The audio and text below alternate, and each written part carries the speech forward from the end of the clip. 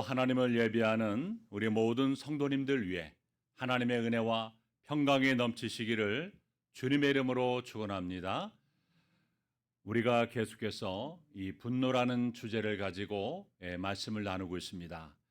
물론 이 분노라는 주제는요, 너무나 무거운 그러한 주제 중에 하나이지만 7가지 대제 중에 이 분노가 들어가 있는 만큼 너무나 중요한 주제이기 때문에 계속해서 이 분노라는 주제의 말씀으로 말씀의 은혜를 나누고 있습니다. 오늘은 하나님을 향해서 분노한 자들, 이 제목으로 말씀의 은혜를 나누고자 합니다. 여러분, 모든 분노는요, 신경질이나 좌절, 그리고 고통, 그 밖에 불만족을 유발하는 사건에 대한 반응이라고 말할 수가 있습니다. 그래서 대개 분노는요, 이 감정을 자극한 사람과 장소, 그리고 사물에게 반발하는 감정입니다. 자, 그런데 이때로는요, 이 분노의 감정이 사람에게 아닌 누구를 향해 나아갑니까? 하나님을 향해 분노를 표출합니다. 하나님을 향한 이 분노는요, 정당한 분노가 아니라 왜곡된 분노라고 그렇게 말할 수가 있습니다. 이 왜곡된 분노는 어떤 실망이라든가 또 이루지 못한 욕망, 좌절된 노력, 그리고 나쁜 기분 또는 도덕적인 타락과 무관한 그 밖에 여러 가지 일로 인해서 생기게 됩니다. 그래서 그 상황 때문에 왠지 삶이 불편하고요, 감정적으로 취약한 부분 중 하나를 건드렸으며 또한 극도로 피곤하거나 강한 스트레스를 받았을 때 일어나게 됩니다. 여러분, 천재 작곡가인 이 모차르트의 일생을 소재로 한 영화 아마데우스라는 영화가 있습니다. 그래서 여러분들이 이 화면을 보시면 이 아마데우스라는 영화에 이 모차르트의 라이벌이었던 살리에르가 나옵니다. 그런데 이 살리에르는요, 오스트리아 황제의 총애를 받는 궁정음악가였습니다. 나름대로 그는 명성을 떨치고 있었습니다. 하지만 모차르트가 등장함으로써 이 살리에르의 행복은 근본적으로 흔들리게 되었습니다. 이 사건의 발달은요, 살리에르가 어느 살롱에서 모차르트의 연주회가 열린다는 소식을 듣고 은밀하게 찾아감으로 시작이 되었습니다. 그는 연주회가 시작되기 전에 살롱의 한 방에서 어떤 청년이 놀랍게도 자기 애인과 아주 지저분한 애정 행각을 벌이고 있는 장면을 목격하게 됩니다. 나중에 알고 보니 그 청년이 바로 모차르트였던 것입니다. 그래서 살리에르는요, 아니 그토록 훌륭한 천재가 인격적으로, 윤리적으로 아주 형편없는 인간인 것을 알게 되자 크게 실망할 수밖에 없었습니다. 하지만 그 후에 갈수록 모차르트의 음악적인 천재성은 더 명백하게 드러나게 되었습니다. 반면에 자기 자신은 이 모차르트로부터의 직접 간접으로 수모를 당하게 됩니다. 살리에르의 실망은 엄청난 갈등으로 바뀌게 되었고요, 그것이 끝내 신에 대한 분노로까지 이어지게 되었습니다. 그래서 그는 뭐라고 분노를 표출합니까? 왜 하나님은 나처럼 경건하고도 헌신적인 신앙인에게 최고의 음악적인 재능을 주지 않고 불경하고 천박한 망나니 같은 모차르트에게 마치 신의 소리와도 같은 아름다운 음악을 작곡할 수 있는 능력을 주셨는가? 이런 고뇌와 불만에 빠지게 되면서 강한 분노를 표출하게 됩니다. 여러분, 우리도 살리에르와 같이 극단적이진 않더라도 오늘날 비슷한 갈등을 겪을 때가 있습니다. 나보다 인격이나 또 성품이나 신앙이 형편없는데 그 사람이 잘 나가는 것을 보면, 아니 하나님께서 나처럼 올바른 신앙을 가지고 충성하고 봉사하면서 열심히 노력하는 사람은 도와주지 않으시고 왜 하나님은 저 형편없는 저 사람을 왜 이렇게 도와주시는가? 이런 의문과 불만과 함께 분노가 일어나기도 합니다. 또한 사람들은요, 어떤 충격적인 사건을 경험할 때도 하나님을 향해서 원망과 불평과 분노를 쏟아냅니다. 특히나 신앙에 열심히 있는 자들에게요, 하나님을 향한 분노는 더 크게 나타나는 것을 보게 됩니다. 나는 하나님을 위해서 최선을 다했습니다. 그런데 하나님은 나한테 이런 일이 나도록 왜 내버려 두십니까? 하나님은 전능하신 분이시고 얼마든지 이 사건을 피하게 할 수 있는 분이라는 것을 너무나 잘 알고 있기 때문에 하나님을 향해서 그런 분노를 표출하는 것입니다. 그런데 성경에도 보면 이러한 왜곡된 분노를 표출한 사람들이 나옵니다. 우리는 두 명을 살펴볼 텐데요. 한 명은요, 왜곡된 분노를 표출함으로 인생의 끝이 아주 불행한 사람이 되었던 그러한 사람이고요. 또 다른 한 사람은 비록 왜곡된 분노에서 시작이 되었지만 결국에는 긍정적으로 반응해서 끝이 좋았던 그러한 사람입니다. 자, 우리는 먼저 이 요나를 살펴보도록 하겠습니다.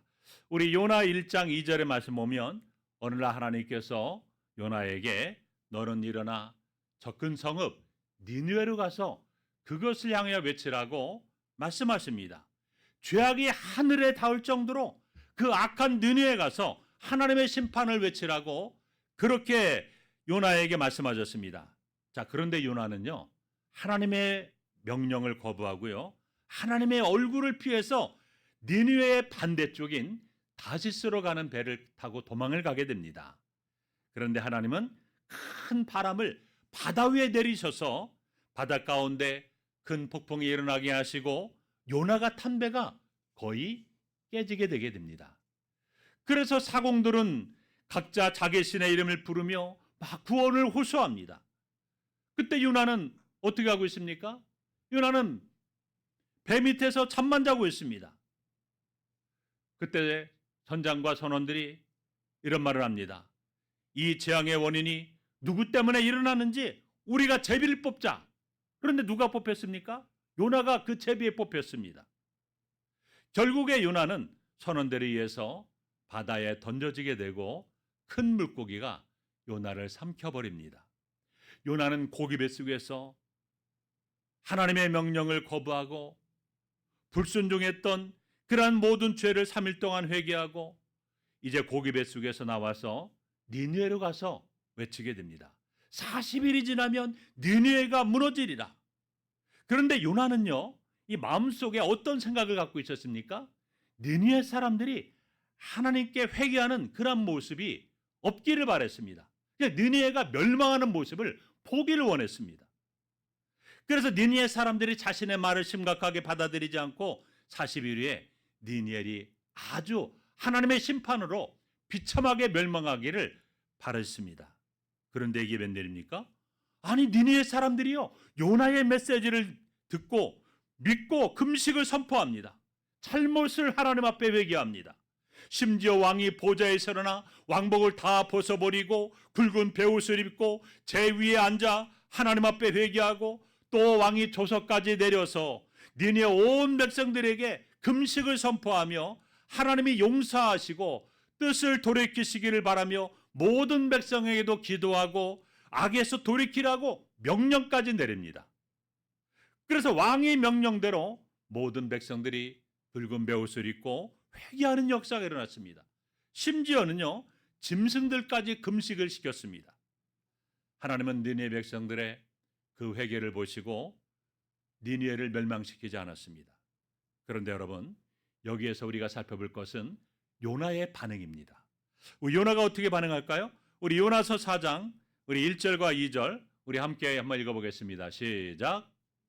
매우 싫어하고 성내며 여호와께 기도하여 이르되 여호와여 내가 고국에 있을 때에 이러하겠다고 말씀하지 아니하였나이까.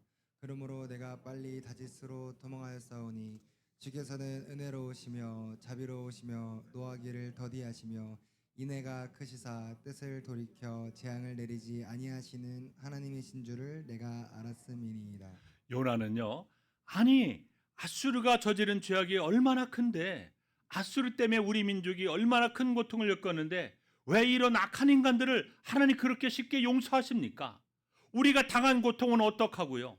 용서를 받을 자격이 없는 자들에게 하나님 너무 쉽게 용서를 남발하는 거 아닙니까? 이런 하나님에 대한 분노를 지금 요나가 표출하고 있는 겁니다. 여러분, 누가복음 15장에 보면 탕자의 비유가 나오는데요, 이 탕자의 비유에도요, 큰아들이 아버지에게 분노한 사건이 나옵니다. 동생의 재산을 다 탕진하고 돌아왔는데 아버지가 그 동생을요 받아주고 더군다나 잔치를 열어준 것에 대해서 아버지에 대한 큰 아들의 분노가 폭발했습니다. 아니, 자신은 평생 아버지 옆에서 열심히 일한 자신에 비해서 동생이 그런 환영과 또 용서를 받는 것은 절대로 공평하지 않다는 불평입니다. 그래서 큰아들은요, 자신이 받아야 할 합당한 대우를 받지 못한다는 불만족과 함께 반대로 받을 자격이 없는 그 동생에게 보상해 주어지는 것이 불공평하기 때문에 분노가 폭발한 것입니다. 여러분, 요나는요, 분노를 표출했지만 하나님은 어떤 분이십니까? 노하기를 더디하시는 분이십니다. 하나님은 요나에게 분노하지 않으셨어요. 이렇게 분노하는 요나를 향해서 하나님은 참을성 있게 대하셨습니다. 우리 요나서 4장 4절 말씀 보면 하나님께서 뭐라고 말씀하십니까? 내가 성내는 것이, 분노하는 것이 옳으냐라고 물으십니다. 요나는요, 이런 하나님의 질문에 아무런 대답도 않고 이제 느니웨 성의 동쪽으로 가서 거기서 초막을 짓습니다. 그리고 느니웨 성이 어떻게 되는가 지켜보았습니다. 하나님은요, 빨리 자라는 박농쿨을 준비하셔서 이 박농쿨이 요나를 뜨거운 햇빛에서 보호하게 하십니다. 그런데 하나님은 아침에 벌레가 이 박농쿨을요 다 먹어서 시들게 만들어 버립니다. 자, 그러자 요나가 더 분노합니다. 하나님은 그런 요나에게 다시 말씀하십니다. 우리 요나서 4장 9절 함께 읽어볼까요? 시작. 요나에게 이르시되 내가 이 박널쿨로 말미암아 성내는 것이 어찌 옳으냐. 그가 대답하되 내가 성내어 죽기까지 할지라도 옳으니이다 하니라. 하나님은요 설명하시기를 벌레가 박농쿨을 갉아먹는다고 그게 화가 나느냐? 그게 분노할 일이냐? 그래 요나야, 그렇게 벌레가 니느웨의 수십만 영혼을 갉아먹고 있단다. 사탄이 지금 이 세상을 갉아먹고 있단다. 수많은 사람들의 영혼과 그들의 인생을 갉아먹고 있단다. 내게 박농쿨 하나가 소중하듯이 내가 이 수많은 영혼들을 소중히 여기신 것이 잘못된 것이냐? 이렇게 말씀하고 있는 것입니다. 그런데도 요나는요 끝까지 분노를 그치지 않았습니다. 우리 요나서 4장 9절 하반절에 보시면 내가 성내어 죽기까지 할지라도 옳으니다라고 그렇게 요나는 말합니다. 여러분, 내가 성내어 죽기까지 할지라도 옳으니이다, 이 말씀을 좀 쉽게 번역하면 죽을지라도 내가 성내는 것이 옳으니이다, 이런 말씀이에요. 여러분, 그럼에도 불구하고요 하나님은 요나에게 계속 설명하십니다. 하나님이 니느웨를 위해서 얼마나 수고하시는지를 요나가 알기를 원하셨어요. 우리 요나서 4장 10절 말씀 함께 읽습니다. 시작. 여호와께서 이르시되 내가 수고도 아니하였고 재배도 아니하였고 하룻밤에 났다가 하룻밤에 말라버린 이 박농쿨을 아꼈거든.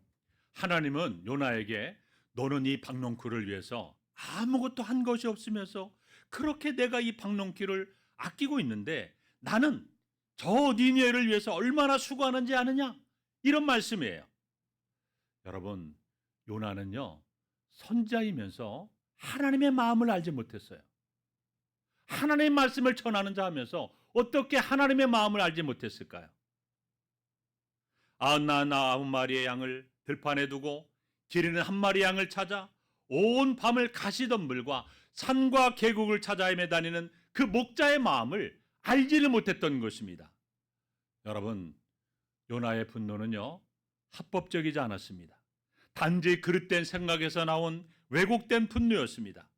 요나는요 자신의 분노가 하나님의 말씀을 들은 후에 하나님의 잘못에서 비롯된 것이 아니라 자신의 그릇된 사고에서 비롯된 것임을 깨닫지 못했던 것입니다. 요나는 마땅히 왜곡된 분노를 내려놓고요 그 반응으로 하나님의 말씀을 듣고 회개함으로 하나님의 심판을 면한 그 니느웨 왕을 찾아가서 축하해주고 그리고 니느웨 백성을 위해서 축복 기도를 해줘야만 했습니다. 그러나 요나서 4장을 보면 그 위에 요나는요, 어디로 갔는지 말하고 있지 않았습니다. 어디로 갔는지 말하고 있지 않다는 얘기는 무엇입니까? 그의 끝이 좋지 않았음을 성경은 우리에게 보여주고 있는 것입니다. 두 번째로 살펴볼 사람은 나아만이라는 사람입니다. 여러분, 이 나아만 장군의 이야기는요, 그릇된 분노였지만 긍정적인 반응으로 마무리했던 사람입니다. 나아만은요, 자신의 분노가 왜곡된 분노임을 알아차리고 긍정적으로 반응했습니다. 이 나아만은요, 아람 나라 군대 장관이었어요. 그런데 어느 날 불치병인 나병에 걸렸습니다. 그런데 전쟁포로였던 어린 소녀가 이스라엘의 선지한테 가면 그 나병을 고치시다는 말을 듣고 이제 왕에게 찾아가서 어린 소녀가 한 말을 전하고 이스라엘 선지자에게 갈 수 있도록 허락해달라고 요청합니다. 왕은 허락했을 뿐만 아니라 나아만에게 목적을 이룰 것을 격려하게 됩니다. 그래서 나아만은요, 금과 은과 여러 가지 많은 선물들을 준비해서 이스라엘 선지자에게로 갔습니다. 마침내 선지자의 집문 앞에 이르렀는데 선지자는요, 이 문에 나와보지도 않고, 그리고 종을 보내서 나아만에게 이렇게 말합니다. 우리 열왕기하 5장 10절에 보면 엘리사가 사자를 그에게 보내 이르되 너는 가서 요단강에 몸을 7번 씻으라. 내 살이 회복되어 깨끗하리라. 여러분, 이때 나아만의 반응이 중요합니다. 우리 열왕기하 5장 11절과 12절 함께 읽어볼까요? 시작. 나아만이 노하여 불러가며 이르되 내 생각에는 그가 내게로 나와서서 그의 하나님 여호와의 이름을 부르고 그의 손을 그 부위에 흔들어 나병을 고칠까 하였도다. 다윗의 강 아나바나 바르바른 이스라엘 모든 강물보다 낫지 아니하냐. 내가 거기서 몸을 씻으면 깨끗하게 되지 아니하랴 하고 몸을 돌려 분노하여 떠나니. 여러분, 나아만은요, 분노했습니다. 혈압이 올랐어요. 콧구멍이 벌렁벌렁거렸습니다. 그의 분노는요, 아주 격렬해졌어요. 열왕기하 5장 12절 하반절에 보면 몸을 돌려 분노하며 떠났다고 했습니다. 그는 왜 엘리야 선지자의 명령 앞에서 노하고 물러가고 분노하여 그곳을 떠나라고 했습니까? 아니, 자기 생각대로라면 이스라엘의 선지자가 이스라엘의 왕의 호위 아래서 왕궁에서 자신의 상처를 살펴보고 자기를 치료해야 한다라고 생각을 했습니다. 그런데 선지자는요, 왕궁에 나타나지도 않았습니다. 그래도 참고 선지자의 집으로 찾아갔는데 선지자는 얼굴도 내밀지 않고 종을 지켜서 요단강에 가서 7번 가서 씻으라 하니 나아만이 분노했던 것입니다. 나아만은요, 자신이 보기에 논리적인 것처럼 보이는 생각이 마음속에 맴돌았습니다. 얼마나 터무니없고 얼마나 어리석은지 존경이 있긴 한가? 자기 신의 능력을 보여줄 기회를 주었는데도 그는 내게 진흙덩이의 요단강으로 가서 씻으라고 말한다. 말도 안 되는군. 이런 생각이 가득했습니다. 나아만은요, 선지자 엘리사가 자기에게 잘못했다라고 생각했습니다. 상황만 놓고 보면 여러분, 나아만이 분노를 표출할 만하지만 사실 여러분, 엘리사의 말대로 하면 나병을 고칠 수가 있습니다. 엘리사가 나아만에게 큰 은혜를 베풀었으나 나아만의 생각이 왜곡되었기 때문에 그는 엘리사에게 분노를 표출했던 것입니다. 실패와 당황스러운 마음으로 분노를 폭발한 채 아람 나라로 돌아가려고 했습니다. 그때 그의 종들 가운데 올바른 생각을 하는 종들이 나서서 이보다 더 큰 일을 행하라고 해도 순종해야 한다라고 강력하게 건의합니다. 그래서 그 종들의 말에 분노를 그치고 그의 마음을 돌이키고 병거에서 내려와서 요단강에 7번 몸을 담그게 됩니다. 우리 열왕기하 5장 13절에서 14절 말씀 함께 읽습니다. 시작. 그의 종들이 나와서 말하여 이르되 내 아버지여 선지자가 당신에게 큰 일을 행하라 말하였다면 행하지 아니하였으리이까. 하물며 당신에게 이르기를 씻어 깨끗하게 하라 함이리이까 하니. 여러분, 선지자의 말대로 여러분, 나아만은요 7번 강에 들어가서 몸을 담그었습니다. 그 순간 그 몸에 더러운 나병이 깨끗하게 사라지고 그 피부가 어린아이 피부처럼 깨끗하게 되었습니다. 나아만은요 하나님의 치유 능력을 확인했습니다. 그는 강렬한 분노를 경험했지만 반대에 부딪히자여 분노를 멈추고 이성의 귀를 기울여 분노에 찬 행동을 하지 않았습니다. 여러분 여기에서 중요하다는 것입니다. 하나님은요 분노한 요나에게 차근차근 설명해 주었어요. 왜 내가 분노하는지 하나님은 요나에게 너무나 자세하게 분노하지 말 것을 설명해 주었습니다. 그럼에도 불구하고 요나는 끝까지 분노하고 여러분 그의 인생의 마무리가 좋지 않았습니다. 자, 그런데 여기서 나아만 어떻습니까? 왜곡된 분노를 처음에는 표출했지만 그는 분노를 멈추고 분노에 찬 행동을 더 이상 하지 않았다는 것입니다. 그 결과 나아만이 어떻게 되었습니까? 나병에서 깨끗하게 나왔습니다. 분노를 표출했던 사람에게 돌이켜 존경을 표했습니다. 나아만은 왜곡된 분노가 우리의 행동을 지배하고 파괴된 행동으로 이어질 필요가 없다는 것을 증명했던 것입니다. 여러분, 우리가 성경을 보면 하나님은 왜곡된 분노를 표출하는 자들을 비난하지 않으셨습니다. 우리가 요나의 경우에서 볼 수 있듯이 오히려 그런 자들과 대화하시고 그들의 잘못된 분노를 이길 수 있도록 도와주시는 모습을 보게 됩니다. 그런데 하나님은요, 우리가 알아야 될 것은 하나님은 하나님께서 하시는 일에 대해서 충분하게 우리에게 설명하시지 않는다는 거예요. 성경에 보면 욥이요 그 믿음이 온전하고 정직하여 하나님을 경외하며 모든 악에서 떠난 자라고 그렇게 나와 있습니다. 그런데 욥에게 어느 날 사탄이 일으킨 고난의 파도 앞에 그는 엄청난 고난을 당하게 됩니다. 그때 그를 위로하고 격려하기 위해서 3명의 친구가 찾아옵니다. 지금 욥은 얼마나 감당할 수 없는 그런 문제로 인해서 고통을 당하고 있는가를 생각해보다는 그 3명의 친구는요, 욥이 당하는 고난을 자신이 알고 있는 어떤 신학적인 조금 지식과 지혜 그리고 영적인 체험까지 다 동원하며 해석하고 욥을 정죄하고 심판하는 그런 자리까지 나가게 됩니다. 욥의 친구들은요, 하나님의 계획과 섭리를 알지 못하면서도 욥의 고난은 그와 그의 자녀들의 죄 때문에 당하는 징벌이라고 그렇게 단정짓습니다. 그래서 욥을 함부로 정죄하고 판단하며 그에게 회개하라고 계속해서 압박까지 행하고 있습니다. 그러나 욥은요 그렇지 않다라고 했습니다. 자신이 아무리 생각해 보아도 하나님 앞에서 이런 징벌을 받을 만한 큰 죄를 지은 일이 없다라고 말합니다. 자신의 생각에 나는 이런 징벌을 받을 만큼 그런 삶을 살지 않았다는 겁니다. 나는 깨끗하게 살았다는 겁니다. 의롭게 살았다는 겁니다. 불의를 행치 않았다라고 말합니다. 그런데 하나님이 내게 이 고난을 내게 주시고 나를 대적하시니 하나님은 너무하시다라고 그렇게 불평했던 것입니다.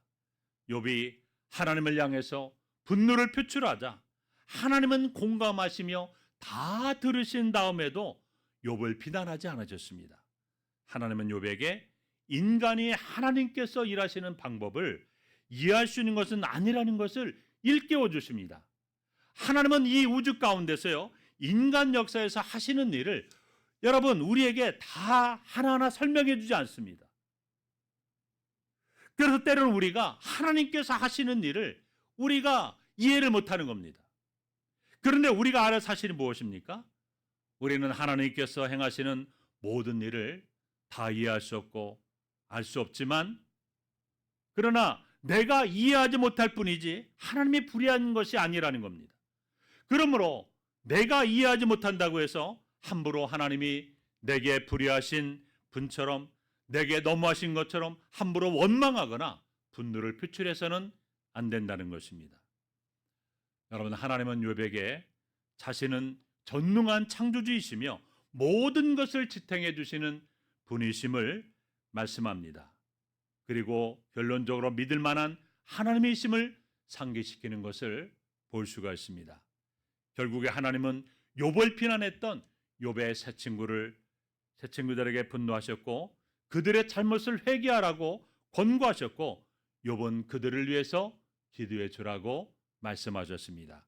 우리 욥기 42장 8절을 읽습니다. 시작. 내 종 욥이 너희를 위하여 기도할 것인즉 내가 그를 기쁘게 받으리니 너희가 우매한 만큼 너희에게 갚지 아니하리라. 그리고 여러분, 욥이 할 수 있는 일은요, 이해가 되지 않아도 믿는 것입니다. 그래서 욥은 욥기 42장 4절에서 5절 말씀에 이렇게 고백합니다. 함께 읽습니다. 시작. 내가 말하겠사오니 주는 들으시고 내가 주께 묻겠사오니 주여 내가 알게 하옵소서. 내가 주께 대하여 귀로 듣기만 하였사오나 이제는 눈으로 주를 배웁나이다. 여러분, 우리도 삶 가운데서 일어나는 일들을 받아들여야 되고요. 비록 우리가 이해가 되지 않더라도 하나님이 그것을 선한 목적을 이루기 위해서 사용하실 것이라는 사실을 믿어야 됩니다. 사랑하는 성도 여러분, 하나님을 향해서 분노를 표출한 자들은 가인과 요나의 사례를 따르게 되면 어떤 결과가 나타납니까? 이 사악한 충동에 사로잡혀서 걷잡을 수 없는 분노 속에서 우리의 삶을 더욱더 힘들고 고통스럽게 만들게 됩니다. 그리하여 그의 인생의 삶이 끝이 좋지 않다는 사실을 우리는 알 수가 있습니다.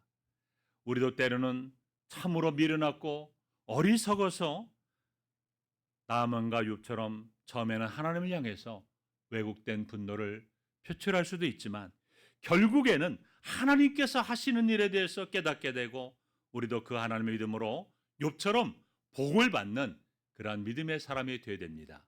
우리 마지막으로 욥기 42장 12절 말씀을 읽고 마치도록 하겠습니다. 함께 읽습니다. 시작.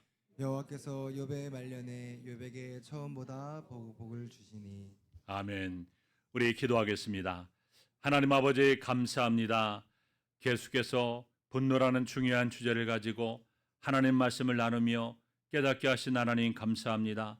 하나님을 향해서 왜곡된 분노를 표출하는 자들이 하나님, 우리가 가인과 요나의 모습을 통해서 하나님 잘못된 분노로 그의 인생을 더욱더 힘들고 고통스럽게 나아갔던 그러한 모습이 아닌 우리 어리석고 미련한 모습이지만 나음과 욥처럼 처음에는 하나님을 향해 왜곡된 분노를 표출하지만 나중에는 그것이 잘못된 분노임을 깨닫고 온전히 하나님만을 신뢰하고 믿음으로 나아가며 우리가 분노를 잘 다스림으로 하나님 앞에 복을 받는 욥과 같은 그러한 복의 사람이 될 수 있도록 도와 주시옵소서.